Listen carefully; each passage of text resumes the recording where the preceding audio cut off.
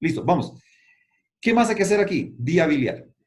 Entonces vamos a la famosísima vía biliar, queridos compadres. Vía biliar, como les decía yo, tener cuidado porque lo que vamos a hacer es básicamente lo siguiente. Vía biliar la vamos a dividir en vía biliar principal y vía accesoria, tal como lo dice nuestro amigo Rubier.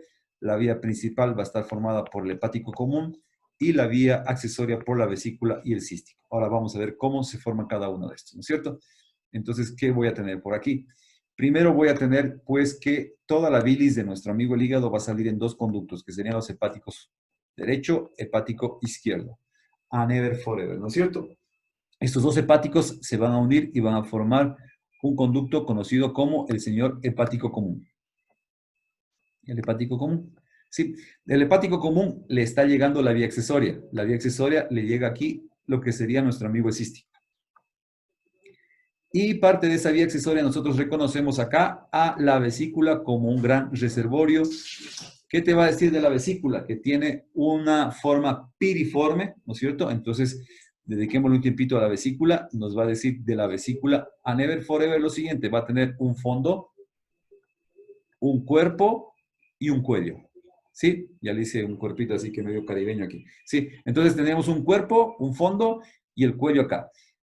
Característica del cuello, que el cuello se plega sobre sí mismo, así como que esto, antes de desembocar. ¿Y eso para qué sirve? Pues obviamente para tener una especie de válvula para evitar los famosos reflujos, ¿no es cierto? Entonces, ¿qué es lo que va a pasar con la vesícula? El fondo es anterior. Entonces, si lo ponemos acá, nuevamente regresamos a lo que estábamos haciendo hace rato, ¿no es cierto? No en corte, sino en lo que sea, regiones, en lo que sea, no hay problema. Porque al final lo vamos a poner al hígado. Higadín forte, ¿no es cierto? Por ejemplo, ponemos al hígado y ahora vamos a aumentar la vesícula. Entonces, pongamos aquí a la señora vesícula. Vesícula biliar, perfecto, perfecto. Mira, aquí está el fondo. Ahí tendrías el fondo. El fondo, entonces, es anterior. Si yo levanto esto, el cuerpo, y aquí estaría el cuello. Obviamente aquí sí se quedan cortos, no hacen ese doblez que, caramba, no hacen ese doblez que estaba haciendo nuestro amigo, el señor Don, que Rubier sí lo menciona. Rubier sí menciona el asunto del doblez del cuello. Sí, no lo está mencionando nuestro, no, o por dicho, aquí en la plataforma no lo están colocando, pero sí hay ese doblez. Entonces aquí no lo han hecho, es como que lo hacen así, una sola con el conducto cístico, aquí estaría el cuello y aquí estaría el cuerpo y aquí el fondo. Pero Rubier sí menciona que ese doblez. ¿Y por qué es importante? Como les digo, este doblez lo que intente evitar es que una vez que la bilis se acumuló aquí, ¿no es cierto? Todo intenta pues que solo tenga una vía de entrada, ¿sí? Y no tenga pues la posibilidad de regresar. Porque a la final, doctores, usted debe recordar que ¿cómo se llena la vesícula? La vesícula se llena, ojo, acá estoy poniendo bilis, no, estoy poniendo vesícula con B. Sí, la bilis entra aquí por juego de presiones, porque en un instante, si tú pones acá, ¿no es cierto? Aquí la presión del colédoco va a ser mucho mayor, tiene mucha presión aquí, perdón, ese signo de menor, mucho mayor, por lo tanto la bilis le queda fácil entrar para acá. ¿Sí? Entonces, cuando viene la colecistoquinina, estimulada por la alimentación, aumenta la presión por la contracción de la vesícula, entonces la bilis no le queda más remedio que salir y la presión que va a haber ahora aquí va a ser esta presión, va a ser mucho más alta que la presión del colédoco y por lo tanto esta señora puede bajar. Además, abajo el famoso esfínter de Oddi o esfínter coledociano se va a relajar y eso va a hacer que la bilis pueda salir. Entonces, básicamente, este sistema de aquí es un juego de presiones, pero esa disposición de doblez del cuello lo que hace es que permite que el flujo de la bilis entre con mayor facilidad. Además, vas a leer, ¿no es cierto?, que tú tienes aquí unas válvulas a nivel del famoso cístico. Aquí tienes unas válvulas, algunas válvulas, y que a veces son tan pegaditas que van a formar un esfínter espiral, ¿sí? El esfínter espiral de cístico sí que se encontraría a este nivel porque están tan pegaditas esas válvulas. Acá también hay pliegues mucosos. También hay unos pliegues mucosos que en posición de que la paciente, que la vesícula no está distendida, pues se encuentran muy numerosos. Pero cuando la vesícula se distiende, obviamente estos desaparecen. Estos pliegos desaparecen porque se estira, por decirlo de alguna manera, la mucosa. Pero estos nunca. Estos jamás, no van a estar ahí. Sobre todo, estos se van a encontrar a nivel del cístico, ¿no es cierto? Tenemos a nivel del cístico, por eso son válvulas císticas antes que en el cuello. Van a estar más acá en el cístico. Creo que las dibujé mal. van a estar más en las válvulas císticas y van a formar la válvula espiral, que se encuentra más a nivel de lo que sería el cístico. En el cuello tengo pliegues, pero con la distensión se van también a desaparecer. Se distiende, se ensancha y va a desaparecer. ¿Qué es lo más importante que debo saber de la vesícula? El grosor de la pared, doctores. Esto siempre se da en el eco. ¿Cuánto es el grosor de la pared? El grosor de la pared es 3 milímetros, doctores. Si hay más de 3 milímetros, yo ya puedo estar pensando en un proceso inflamatorio de la vesícula. Un proceso inflamatorio que puede ser infeccioso, ¿sí? Entonces puede ser una colecistitis. Siempre en todo eco te van a decir vesícula de paredes normales, entonces no hay problema. Pero si te dicen vesícula que mide 4 milímetros, 5 milímetros, es un grosor de la pared y eso se llama edema de la pared de la vesícula. Entonces a este es súper importante saber ese valor. El grosor de la pared es 3 milímetros. ¿Qué debo saber del cístico? Del cístico debo saber que también su diámetro es de 3 milímetros. Diámetro. Acá es pared y acá es diámetro. Si yo tengo un diámetro mayor de 3 milímetros en el cístico, yo debo estar pensando que algo posiblemente está obstruyendo aquí o aquí, que está haciendo que mi cístico se dilate. Que se dilate. ¿No es cierto? Entonces, además que obviamente un paciente que si tiene un cálculo aquí, que es la famosa litiasis, pues obviamente va a tener dolor. Pero a veces es como barro, así se llama, barro biliar. Son tan chiquitos que están por aquí. Y esos tal vez no causen dolor, pero sí van a aumentar el diámetro del cístico. Sí van a hacer que el diámetro del cístico aumente, sea más grande de lo normal. ¿Cuál es el problema del barro? El barro usualmente desciende y acá, en el esfínter de Oddi, en la ampolla de Vater, se acumula. Y al acumularse aquí, podría llevarme a formar una pancreatitis por reflujo de líquido pancreático hacia la glándula pancreática, que es la teoría más estudiada de pancreatitis. ¿Sí? La teoría más estudiada de pancreatitis es que la pancreatitis se produzca por un reflujo del líquido pancreático hacia la glándula pancreática y que esas enzimas pancreáticas me causen autodigestión del páncreas. Eso es lo más estudiado. Hay nuevas teorías, ¿por qué? Porque para que exista reflujo debe haber una obstrucción, pero hemos tenido, y hay pacientes que tienen pancreatitis sin ninguna obstrucción, por lo tanto, todavía se está estudiando algunas otras cosas más de esa posibilidad. Pero la más común es pancreatitis de origen biliar. Cuando te dicen pancreatitis de origen biliar es porque hubo barro o hubo un cálculo que se clavó acá. Entonces, esto es, cuando tú tienes, por ejemplo, un paciente con mucho dolor, pero llegó ya asintomático, dijo, doctor, estuve con dolor, ahora ya estoy más tranquilo, me pasó el dolor, podría ser que un cálculo pudo haber venido acá. ¿Cómo sospecho esto? Porque cuando pido el eco me dice, diámetro del cístico mayor, dice 5 milímetros. Ay, pero no tiene dolor ahora, no le duele nada. Entonces, algo pasó por aquí, que se dilató este cístico y que me puede llevar a pensar que pudo haber un problema de barro biliar. ¿Sí? Entonces, eso es algo que uno utiliza como referencia. Por eso, dos medidas en este momento. 3 milímetros de grosor de la pared, 3 milímetros de diámetro del cístico. Súper importantes, a never, forever, sobre la faz de la tierra, hasta la hora y en la hora de nuestra muerte. Amén. ¿Estamos vivos? ¿Ok? Listo. Entonces, ¿qué más vas a saber? Entonces decíamos acá, regresándonos a este que estaba siendo más simpático, o menos feo por lo menos. Entonces, el cístico se va a unir aquí. Aquí van a venir las válvulas que te decía, que van a formar a veces hasta una verdadera espiral. Y luego viene la vía que se conoce como colédoco. Entonces, aquí viene una pequeña diferencia que lo que vamos a hacerlo, no como lo hace nuestro amigo don Rubier. Rubier nos va a decir que tiene una porción portal, ¿no es cierto? Una porción portal arriba en el porta, que ya lo dijimos, que es donde está el porta hepático, donde ya dijimos quién está delante, quién está en medio y quién está detrás, ¿no es cierto? Ya lo mencionamos hace un ratico, ¿ok? Es la porción portal. En la práctica clínica, doctores, básicamente lo que se dice es lo siguiente.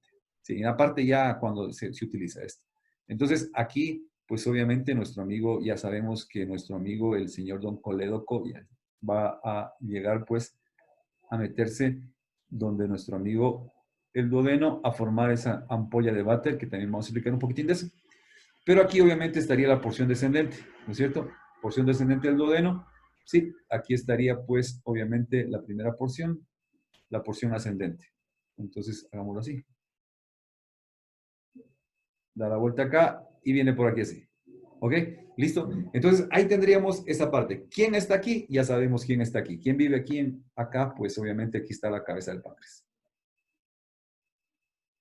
Aquí está el señor páncreas, ¿no es cierto? Entonces, esa sería esta región. Entonces, ¿qué es lo que usualmente utilizamos para llamar o enumerar estas partes. ¿Cómo lo vamos a tratar? Vamos a decir entonces que tenemos una porción, si usted ve el dibujo, una porción supraduodenal, una porción retroduodenal, una porción retropancreática y la última porción sería la porción intramural. ¿Captó el mensaje? ¿Sí? Entonces tenemos porción. Esta es la manera que más se habla de esto.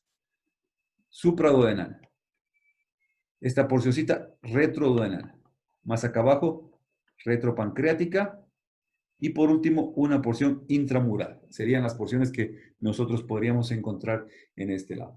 Algunos autores no hacen mucho caso de esta porción intramural. Más hablan de estas tres porciones, ¿sí? Entonces, pero siempre la pregunta es cuáles son las porciones del colédoco. Entonces, la respuesta es supraduodenal, retroduodenal, retropancreática e intramural. Esas son las porciones, doctores. Entonces, básicamente, Rouvier, como te digo, no es que está mal Rouvier, cuidado con eso. Rouvier no es que está mal, no es que esté equivocado ni nada por el estilo. Es una clasificación anatómica que está bien hecha. Por ejemplo, esta parte él le llama la porción omental, esa parte, la supraduodenal. ¿Sí?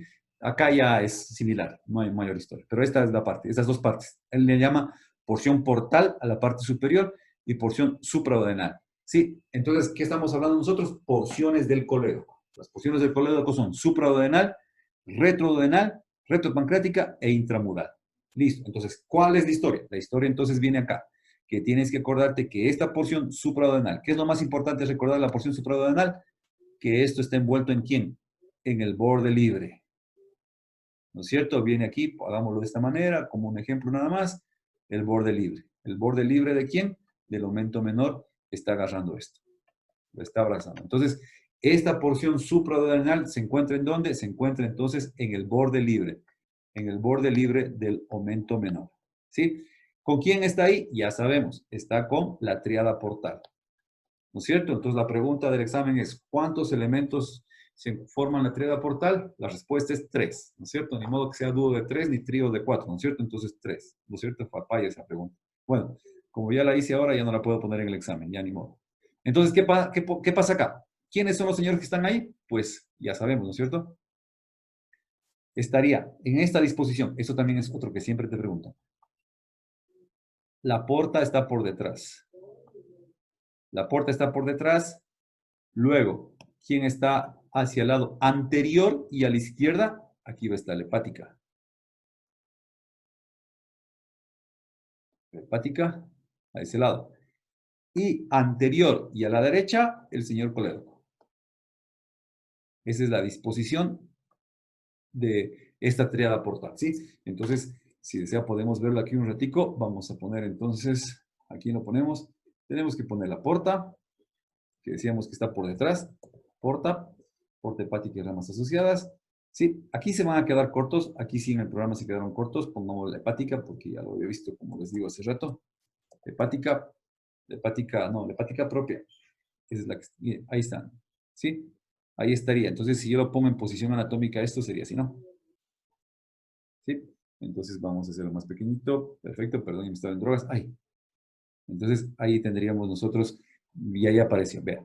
Entonces aquí sería, es la esplénica, ¿no es cierto? La mesentérica superior que va a llegar aquí, forma la porta, y mira cómo está por delante y hacia la izquierda, a la hepática propia, por delante y hacia la derecha, el conducto hepático, perdón, el conducto colédoco. Mira, ahí está. Ahí les puede ver que están delante. Delante, ¿sí? Y el uno a la izquierda y el otro a la derecha. Esa es la disposición que se encuentra acá. Otra cosa del colédoco, que justamente lo estaba mencionando, que este colédoco muchas veces en la actualidad se lo llama conducto biliar común. ¿Sí? Conducto biliar común. Ya no lo llaman colédoco, sino conducto biliar común. Es el nombre que usualmente estas personas le han puesto también a los señores. Los amos y señores de la ciencia le ponen ese nombre, pues yo no tiene que decirles, no, bueno, si ustedes lo dicen que es así, pues se los felicita y sigamos adelante. ¿Ok? Entonces, ¿cuál es la historia acá? Relaciones. Entonces, ¿qué relación voy a tener ahí? Voy a tener las relaciones de la tríada portal. Pasaríamos al otro segmento, al segmento retroduodenal. Parece P esa, es D, ¿no? Sí, retroduodenal. Acá va. ¿Qué tienes que acordarte de esta historia? Acuérdate de esto. Aquí venía una arteria que era la hepática común, que me iba a dar la gastroduodenal, que se iba por detrás del duodeno y que iba a formar aquí un codo para subir y formar la hepática propia para formar pues la tríada portal. ¿no es cierto? La hepática propia. Entonces, aquí, en esta región retroduodenal, ¿va a haber todavía relación con el sistema porta? Sí, todavía tengo relación con el sistema porta. Veámoslo acá. Todavía voy a tener. Mire, acá, si nosotros ponemos, aunque aquí también se han quedado un poquito cortos, al páncreas lo han puesto como aquí un poquito muy abajo, pero sí nos va a dar una idea bastante clara. Páncreas. Entonces vamos a ver esa relación mire, acá, el páncreas, sí, le doy la vuelta y mire dónde se forma la porta. Entonces el sistema porta se forma detrás en la cara posterior del páncreas. Pongámosle la mesentérica superior para que la vea, perdón, me equivoqué. La mesentérica superior, que es vena, ¿no es cierto? Mesentérica superior, aquí está, vena mesentérica superior, ahí está, miren. Entonces, algo que cuando veamos páncreas la próxima semana vamos a ver que se forma en la cara posterior de nuestro amigo el páncreas, se está formando la vena porta. La vena porta, entonces aquí tengo la esplénica, la mesentérica superior y el colédoco acá. Sí, ya te voy a explicar algo aquí del colédoco, pero aquí en esta porción, aquí estaría el duodeno, por este puntito de aquí. ¿No es cierto? Estaría porque, acuérdate, ¿no? Sí, aquí estamos. Páncreas aquí, entonces, esta porta que va a estar por detrás se formó aquí detrás del páncreas. Aquí, por aquí vino, se formó y subió la porta. Entonces, aquí, en este punto retrodenal, también tengo relación con la porta. También se va a encontrar a la derecha y delante de la porta. Entonces, ¿qué vamos a decir? ¿Cuáles son las relaciones en la porción retrodenal? Las relaciones también van a ser con la vena porta, que está por detrás del colédoco, y la arteria, pero esta vez ya no es de hepática propia, sino que va a estar relacionado con la gastrodenal, que tienes que acordarte que se iba por detrás de la primera porción del señor Don Duodeno. Entonces ahí también tienes otra relación. ¿Con qué porción del duodeno se relaciona el colédoco? Con la primera porción. ¿Con qué parte de la primera porción? Con la cara posterior. ¿Con qué parte de la cara posterior? Con la parte peritoneal, obviamente. ¿Sí? ¿Te acuerdas que la cara posterior se dividía en peritoneal y extraperitoneal? Entonces aquí se va a dividir básicamente en dos partes, que sería la peritoneal, ¿no es cierto? La parte relacional de nuestro amigo. Ok, listo, vamos. ¿Qué va a pasar acá? Entonces ya tengo todavía relación con lo que sería la vena porta y con la gastrodenal. Luego baja como buen lojano para abajo a esta parte que sería la parte o la relación retropancreática. Entonces aquí hay dos variaciones, doctores. Aquí sí hay dos variaciones y que el gráfico lo ha hecho muy bien. Pongámoslo por aquí para no borrar, porque cada vez que borro como que se pone lenta la cosa. Entonces vamos aquí, porción retropancreática. En esta porción retropancreática hay dos formas de que esto suceda. Uno, que realmente esta sea intrapancreática. ¿Cómo así? Es decir, entra como buen lojano para adentro, intrapancreática, es decir, se encuentra totalmente dentro del páncreas, rodeado completamente por la cabeza del páncreas, o que se encuentre, como dice, extrapancreática, es decir, realmente sea retropancreática, porque si está intra, pues ya no es retro, no está dentro de. Y aquí, usted lo va a ver, aquí sí lo han hecho, intrapancreático, completamente. Ahí desaparece. Mire, ¿dónde está? Ahí se metió. Ahí está. Ahí, como buen lojano, entró para adentro. Mire, ¿sí? Entonces el señor ya está dentro, ya no sería una porción retropancreática, porque sería intrapancreática. ¿Captó el mensaje? Sí, estamos vivos. Entonces esa es la historia. Entonces tengo esa pequeña situación.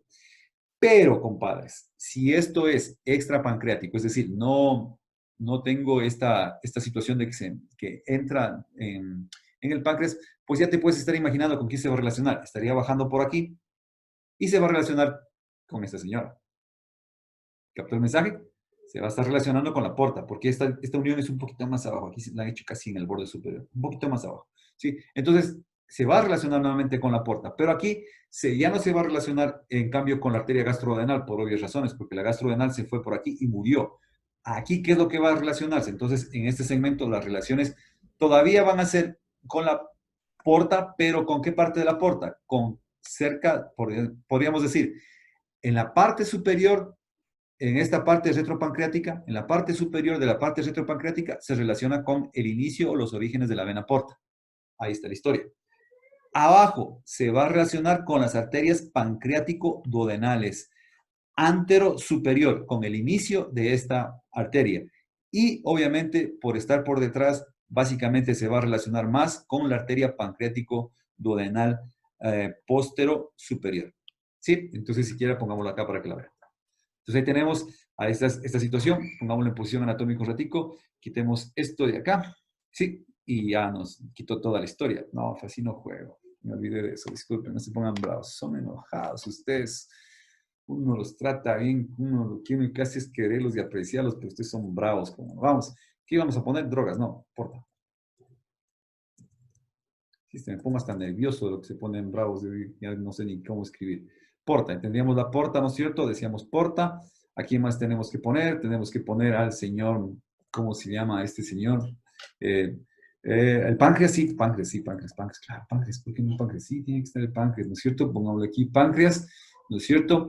Ahí está el páncreas, y te decía, ahí en esa porción, ¿no es cierto? Colédoco, por ahí suena mi nieto otra vez.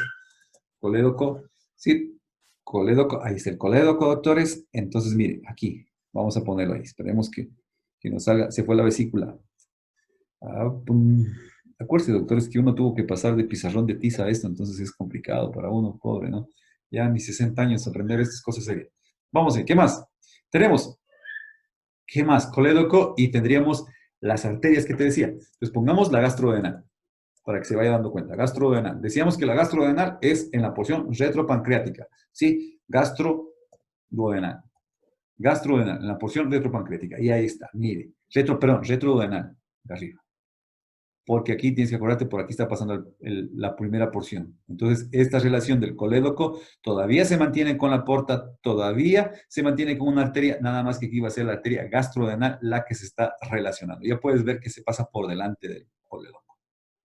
¿Sí? Aquí estaría el duodeno. ¿Ok? Entonces tendríamos ahí eso. ¿Qué más? Y de ahí dijimos, porción retropancreática. ¿Con quién? Con la pancreático,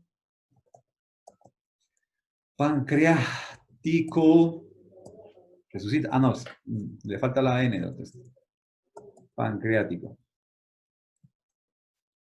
Pancreático duodenal, arteria. ¿Dónde está? Antero superior. La una sería la antero superior, obviamente, y ahí está antero superior. Aquí como que se quedaron un poquito lejos, porque el nacimiento es un poquito acá. Ya les voy a explicar por qué. Eso es lo que decíamos, que hay esa discusión entre Skandalakis y Rubier, por decirlo de una manera.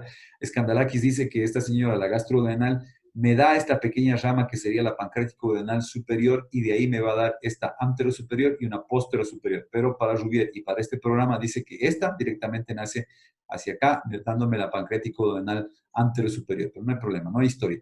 Entonces, en pocas palabras, esta división, o sea, viene acá, estaría relacionándose básicamente en el nacimiento, donde está el señor colédoco entrando a la porción retropancreática, se va a estar relacionando con el nacimiento de esta arteria, con la pancreático donal anterosuperior. Y ahora vamos a poner la otra pancreático donal, que sería la posterosuperior.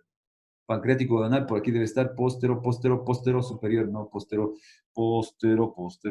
aquí está, postero superior, porque las otras son, pues, ahí está, mire, vea.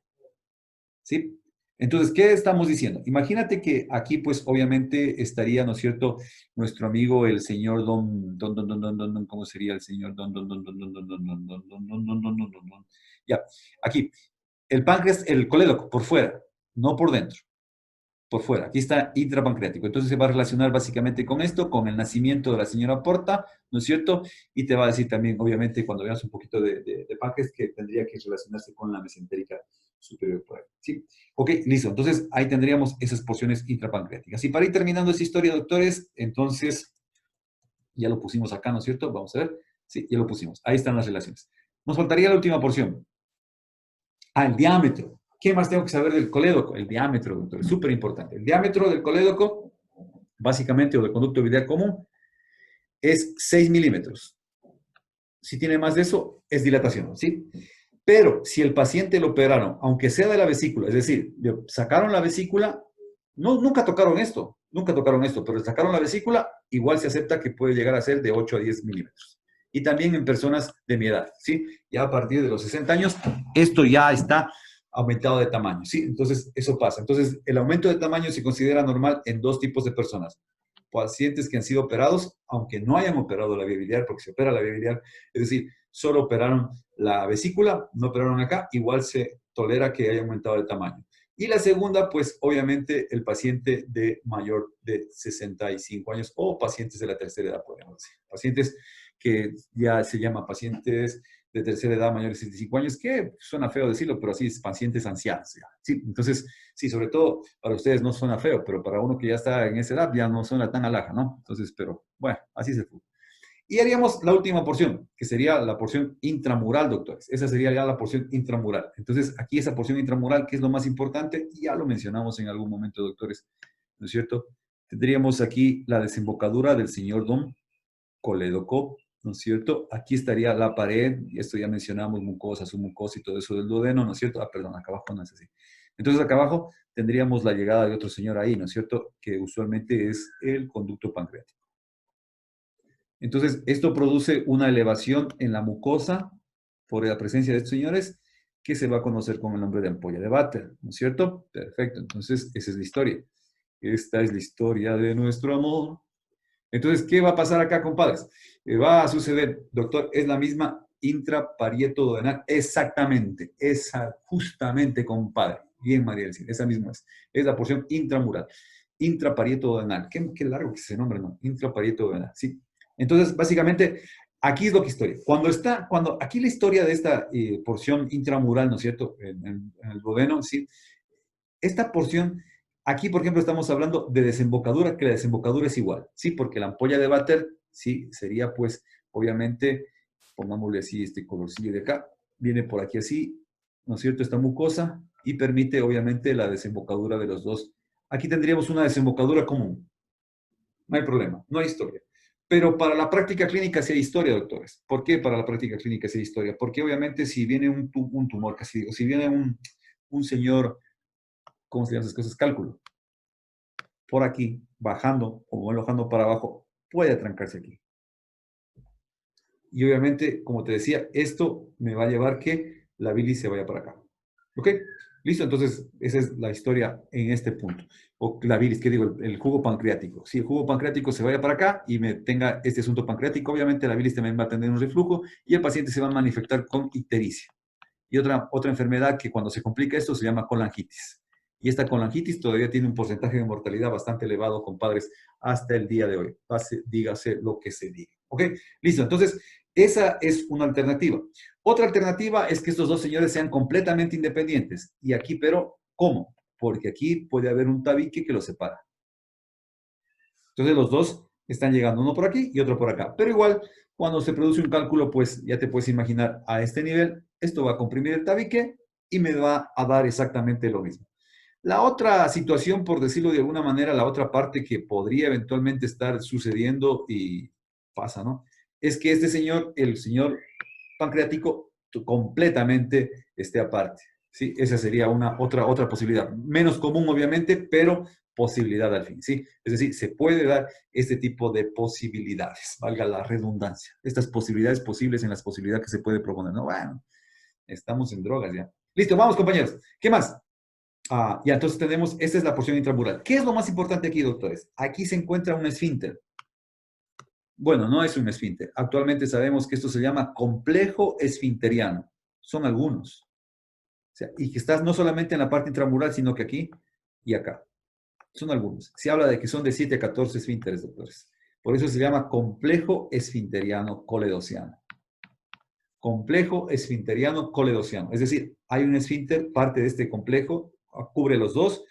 Hay unos esfínteres que solo cubren al colédoco y otros solo cubren al pancreático. Entonces, esto es lo que antes llamábamos simplemente esfínter de Oddi. ¿Sí? Por el doctor Oddi, que es el que había puesto, no me acuerdo si es con doble D, así que lo dejo con O, ¿sí? Esfínter de Oddi, ¿sí? Entonces tienes el esfínter de Oddi y tendríamos el complejo esfinteriano coledociano, que es lo que encontraríamos ahí, que es el que permite, obviamente, que tiene que relajarse para que cuando la colecistoquinina, pues decíamos, estimula a esta señora que está aquí, la va a estimular a la vesícula, ¿no es cierto? ¿Por qué? Por la presencia de alimentos en el duodeno. Se presentan los alimentos en el duodeno, al llegar al duodeno, pues obviamente se estimula la colecistoquinina, hace que esto se contraiga y la bilis va a encontrarse con ese arroz relleno que acabas de comer después de las clases de anatomía. ¿Sí? ¿Estamos vivos? Entonces, doctores, lo más importante de esto es lo que te acabo de decir en esta parte. Sí, es lo que yo necesito que por favor te aprendas a never, forever, hasta la hora y la hora de esta muerte. Por lo menos hasta cuarto año puedes aprender esto. Si después ya te vas a olvidar, pero igual te van a mandar a estudiar. Si hay un cálculo aquí, doctores, ¿no es cierto? Si hay un cálculo aquí, ¿qué es lo que va a pasar? Vino la salchipapa aquí, que estimuló la colecistoquinina, contracción de la vesícula, por todos lados. La señora bilis quiere salir, ¿no es cierto? La señora bilis dice, yo tengo que salir, huyo, voy, pum. Pero justo cuando la señora bilis está saliendo, ¿sí? Este man como novio celoso, se puso en la puerta, porque también se empujaba por la bilis y vino acá, se paró en la puerta. Y aquí nadie sale. ¿Sí? ¿Estamos vivos? ¿Ok? Entonces, obviamente la colecistoquinina sigue insistiendo hacia la vesícula. ¿Por qué? Porque la comida sigue llegando. Entonces, se produce la contracción. ¿Y qué va a decir el paciente? ¡Auch! Le va a doler, quedó contento, ¿sí? Va a tener dolor. Ese es el dolor tipo cólico. ¿Por qué? Porque esta vesícula es un músculo, ¿no? Está compuesto con fibras musculares. No es un músculo, es un órgano reservorio, pero tiene fibras musculares. Y aquí, pues, obviamente, va a estar, se contrae, no sale, se relaja, coge viada y se vuelve a contraer. Y este man que sigue exigiendo, ¿qué fue, pues? No, ya estoy aquí y no sale esta vaina, ¿sí? Entonces, cada vez que hay la contracción, hay un dolor bastante grave, bastante fuerte, y obviamente a medida que esto se sigue contrayendo, pues se va produciendo edema de la pared y ahí sí va a empezar a aumentar el diámetro o el grosor de la pared y estamos hablando de una colecistitis. Colelitiasis, la presencia de cálculo, se inflamó la pared, colecistitis, que esto puede tener un proceso infeccioso también, que puede perforarse también, es decir, también nos puede complicar la vida. Entonces, aquí tenemos esa es la idea. ¿Qué era lo que se decía, doctores? Se decía, ¿qué tal si nosotros cogemos, y porque la cirugía, ¿qué es lo que dice ahora? ¿Qué es lo que se hace? Dicen, señores, hay que cortar, se pone un clip aquí, clip acá, ¿no es cierto? Y esto se va, chao, arrivederci, se acabó la vesícula. Y siempre alguien que se le ocurre algo dice, bueno, ¿y por qué no abrimos la vesícula y sacamos solo los cálculos? ¡Wow! Bacán, sí, cierto, ya. Yeah. Pero resulta que al año o 2 años se vuelven a producir cálculos. Conclusión, la vesícula es la que está fallando. Es decir, la vesícula ya no tiene esa capacidad de mantener líquido esto. Acuérdate, se producen como 2000 cc de bilis todos los días, pero mi reservorio tiene un promedio de 300 cc. Entonces, esos 2000 tengo que meterlos aquí de alguna manera, obviamente en los periodos de digestión de comida, pues van a eliminarse, pero imagínate esa cantidad que se está produciendo que tiene que estar reservando apenas con 300 cc. ¿Qué tiene que hacer? Concentrarla de tal manera que sea lo suficientemente concentrada para poder reducir esos 2000 a una cantidad más pequeña y también que no sea lo suficientemente grave como para que me dé cálculos. Entonces, esa es la función de la vesícula. Entonces, cuando empezaron a intentar sacar solo los cálculos y dejar la vesícula y después salían cálculos nuevamente, dijeron, la vesícula tiene que irse. Entonces, aquí la última enseñanza que te quiero dar el día de hoy, compadre, porque eso sí ya, esto tenemos que irlo sabiendo, sobre todo ustedes que están jóvenes, ya tienen que ir cambiando algunas cosas y alguna manera de pensar en esto. Entonces, ¿por qué se produjo el dolor? El dolor se produjo porque hizo su comida grasa, comió lo que sea. Acuérdate que no solo por la grasa se produce el dolor, también acá o se produce la estimulación de la colecistoquinina. Basta con la dilatación del duodeno, con que se dilate el duodeno, doctores, con que se dilate el duodeno, con eso nosotros ya tenemos producción o estímulo de colecistoquinina. Sí, por lo tanto, por eso al paciente que todavía no lo operan le van a decir, por favor, una dieta suave, una dieta blanda, absténgase de grasas, pero también no coma tan copiosamente porque igual le va a doler. Entonces, ¿por qué se produjo el dolor? Se produjo el dolor porque cada vez que comía la vesícula se contraía, pero eso estaba tapado y no podía salir la bilis por aquí, se produce dolor. ¿Qué es lo que hay que cambiar, doctores? Lo que hay que cambiar es el concepto que muchos tenemos o hemos tenido de las post-cirugía. Es decir, a la gente le dicen, le sacan la vesícula y le dicen, no grasas. Yo he visto gente que se cuida un año, un mes y todo eso, y no es así, doctores. Porque, explícame, ¿cómo puede dolerle a una persona nuevamente si otra vez le puede causar dolor si ahora ya no tengo vesícula? Si te la cachas, ya no tengo vesícula. ¿Para qué lo voy a limitar de las grasas? ¿Tiene bilis? Sí, la bilis nada más que ahora está pasando por acá. Ya no tienes reservorio. Ya no hay reservorio. Los 2000 cc ahora están pasando. Ahora entiendes por qué se dilata el colédoco cuando ya no tienes vesícula. Porque ahora ya no hay reservorio. Entonces el flujo que está pasando por aquí es mucho mayor de lo que normalmente tenía. Por eso el colédoco se va a dilatar. Por eso se acepta que sea normal una dilatación de colédoco de 8 a 10 milímetros en pacientes operados. ¿Estamos vivos? Entonces, ¿qué va a pasar acá? ¿Cuál es la explicación para decirle que no coma grasas? Ninguna, doctores. No hay cómo. Ya el paciente que ha sido operado de la vesícula tiene que empezar a comer y como a veces nuestros pacientes tienen miedo, uno tiene que decirle, señor, vaya comiendo poco a poco, vaya probando un poquito, pero máximo, doctores, máximo en 7 días. Post cirugía, el paciente debe estar comiendo como si nunca lo hubiesen operado. ¿Captó el mensaje, doctores? Eso hay que irlo cambiando, doctores, porque tenemos gente, yo he tenido pacientes que han llegado más bien complicados por esto. Créanme, el último paciente que yo vi se había abstenido de comer grasas prácticamente un año. Y el paciente empezó con diarreas, empezó con inflamaciones, empezó con náuseas, vómitos. ¿Y sabes por qué? Porque el ácido biliar que está bajando por aquí, esa bilis, es irritante de la mucosa intestinal, compadres. Y si yo no le doy grasas para neutralizar lo que viene de acá, ¿qué va a pasar? Voy a tener un paciente que le van a estar diagnosticando colon irritable y no es así, no es colon irritable, es falta, ausencia de grasas, doctores. Wop, shooby wop, shooby wop, shooby dooby wop, shooby.